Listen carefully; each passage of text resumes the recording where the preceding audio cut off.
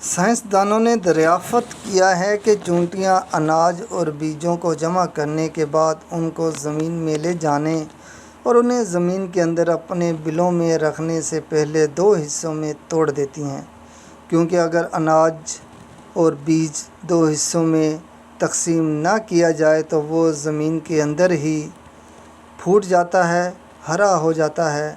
انہوں نے حیرت سے کہا کہ چونٹیاں دھنیا کے بیج کو 4 حصوں میں تقسیم کرتی ہیں، کیونکہ ایک دھنیا کا بیج ہی ہے جو 2 حصوں میں بٹنے کے بعد بھی پھوٹ سکتا ہے، اس لیے چونٹیاں ان کو 4 حصوں میں کاٹ کر تقسیم کرتی ہیں، پھر اپنے بلوں کے اندر محفوظ کر کے رکھتی ہیں۔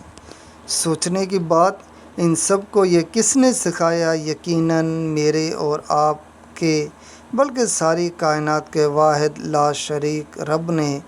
تو اس کی پاکی بیان